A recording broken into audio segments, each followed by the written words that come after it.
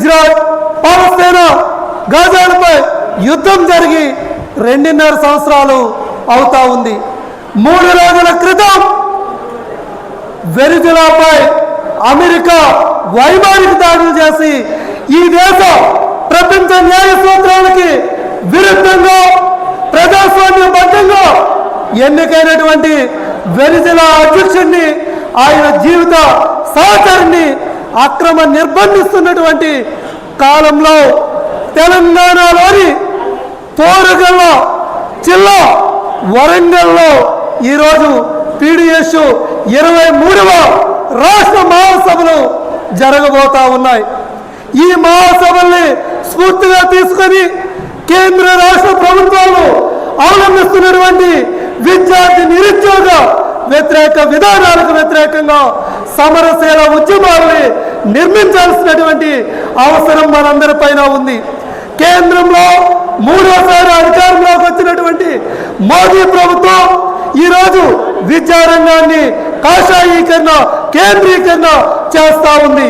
విద్యారంగంలో మనువాద భావజాలాల్ని చొప్పించే ప్రయత్నం చేస్తూ ఉంది. విశ్వవిద్యాలయాల నుండి పాఠశాల వరకు ఈరోజు మొత్తం విద్యారంగాన్ని తమ గుప్పిట్లో పెట్టుకునే కుట్ర చేస్తూ ఉంది. జాతీయ ఉపాధ్యాయ శిక్షణని, జాతీయ టెక్నికల్ ఎడ్యుకేషన్ని, యూనివర్సిటీ గ్రాంట్ కమిషన్లు మొత్తాన్ని ఒకే ప్లాట్ఫామ్ మీదకి తీసుకొచ్చి ఈరోజు కేంద్రీకరణ చేసి మనువాద భావజాలాల్ని విద్యారంగంలో పూర్తిగా చొప్పించి విద్యారంగం మొత్తాన్ని కేంద్ర ప్రభుత్వం ప్రధానంగా RSS కనుసన్నల్లో ఉంచుకునే ప్రయత్నం చేస్తూ ఈరోజు 2020 నూతన జాతీయ విద్యా విధానాన్ని తీసుకొచ్చారు. ఈరోజు వికసిత్ భారత్ 2025 అని తీసుకొస్తా ఉన్నారు. రాష్ట్రాల యొక్క ఫెడరల్ హక్కుల్ని కాలరాస్తా ఉన్నారు.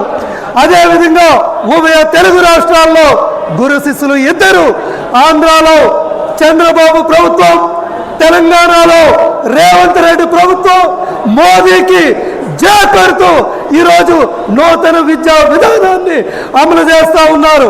విద్యా వైద్య రంగాల్ని కార్పొరేట్ కబంధాస్తాలు చేతుల్లో పెడతా ఉన్నారు.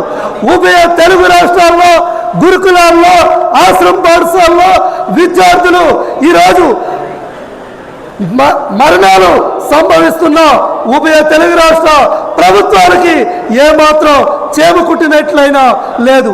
ఇటువంటి తరుణంలో ఈ రాష్ట్ర మహాసభలు సమరశీల ఉద్యమాలు నిర్మించడానికి మోదీ ప్రభుత్వ విద్యార్థి వ్యతిరేక విధానాల్ని తిప్పికొట్టడానికి అటు ఆంధ్రప్రదేశ్లో తెలంగాణలో దేశవ్యాప్తంగా విద్యార్థి ఉద్యమాలు నిర్మించడానికి దోహదపడాలని చెప్పేసి ఆకాంక్షిస్తూ మీ అందరి ముందు సెలవు తీసుకుంటా ఉన్న మిత్రులారా.